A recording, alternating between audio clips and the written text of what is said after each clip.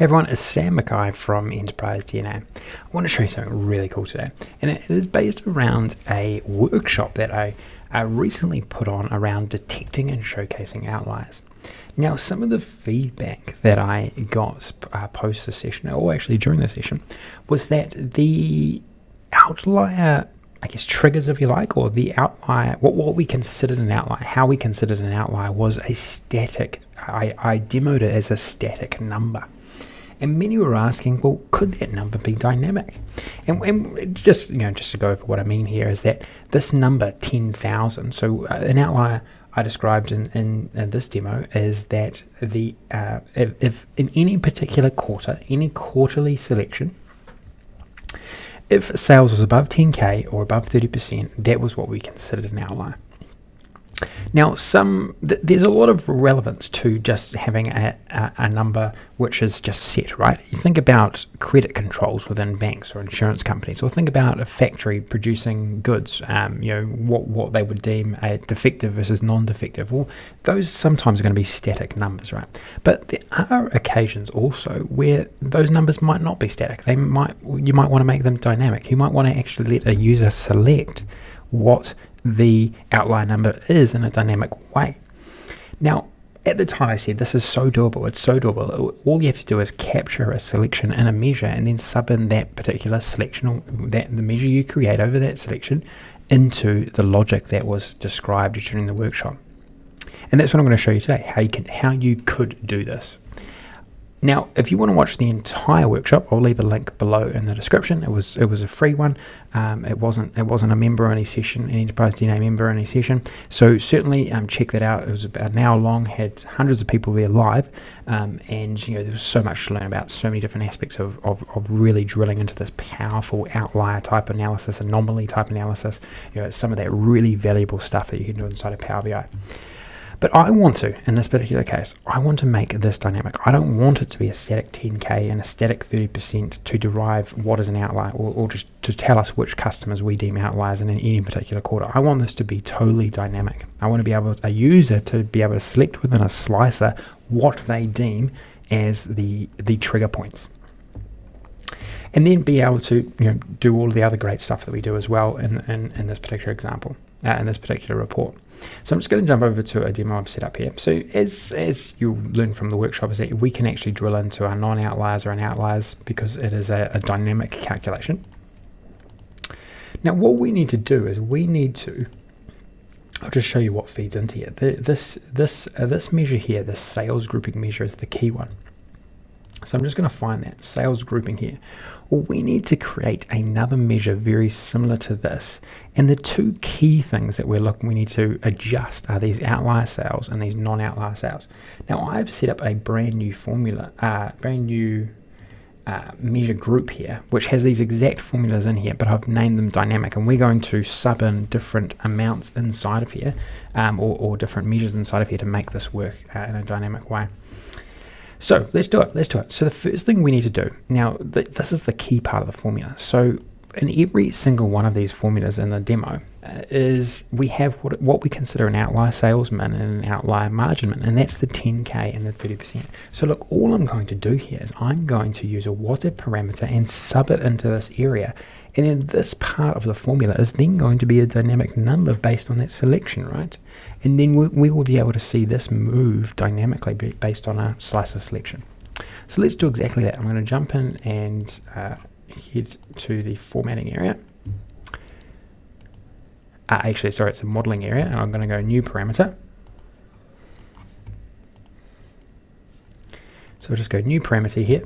And I'm going to call this one sales amounts,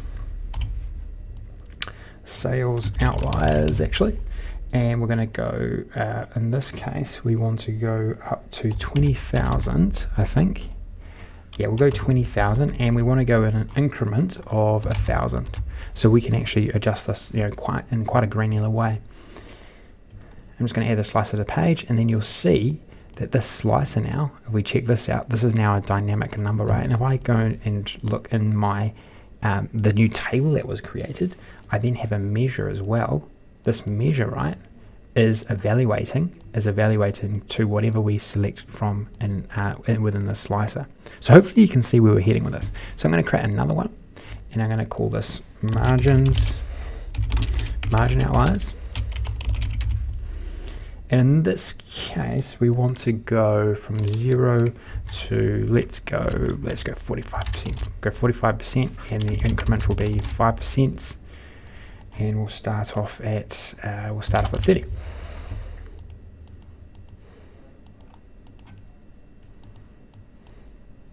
Actually, sorry, I've got to go decimal number here as well. Okay, so simple as that. Then I'm going to go OK, and then that's my margin outliers is going to come to the right hand side here. I'm just going to fix up a bit of formatting before I do that. So I'm going to turn this one into a percentage, and we'll turn this one into some dollars as well. Great. Okay, so we now have two measures, right? And that's the key thing. We have the sales outlier value and the margin outlier value. Now, what I'm going to do is I am going to sub these in to the correct place inside of this formula. Now, this is a game where variables come in really handy in my view. They lay things out in a far more effective way than if you just blasted everything into the one formula.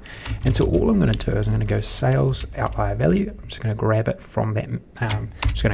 New table. All of it was created automatically with a wad of parameters. And then I'm going to do the same here for margin outlier values, like so. And then I know I can just copy both of these, and I'm going to sub them into this other one here, which is basically exactly the same, and push enter. And so now this number, right, is evaluating, it is re-evaluating to these slicer values, right? So we haven't finished yet. We've got one more thing to do. We've got to go and grab this this formula pattern here, and I'm just going to paste it in here.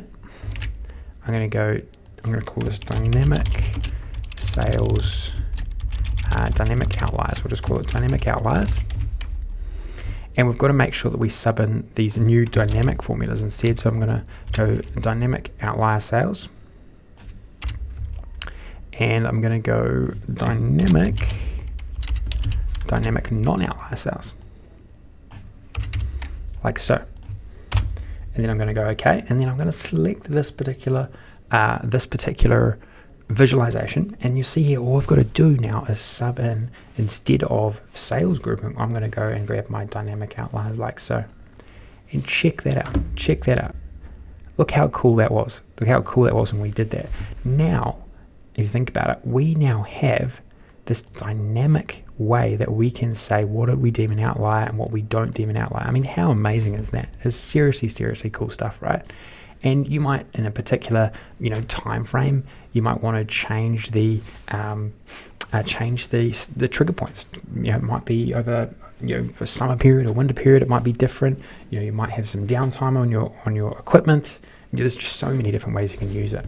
Now, hopefully this answers the question for those who may have shown up to the workshop live, or those who are going to watch the replay. Although you might be thinking, well, how can I dynamically input values where these outliers are? Well, I just hopefully showcased to you enough how you would do it. All you have to do is capture some value within a measure, and then you can sub it into exactly the same logic that we applied to during the workshop, to exactly the same logic based on the demo was on historic numbers, but now you can see how it can be done with dynamic numbers, and then everything else can be filtered in exactly the same way. All you got to do is just sub in those new values to make those trigger points dynamic. Okay, I can't tell you how much I love utilizing all of the techniques that we input within this one example, and then making them dynamic is just sort of blow your mind type of stuff. So hopefully you can see that as well, and hopefully you can utilize some of these techniques inside of your own models and your own analysis. Okay, speak to you soon. Hey everyone, thanks for tuning in to Enterprise DNA TV.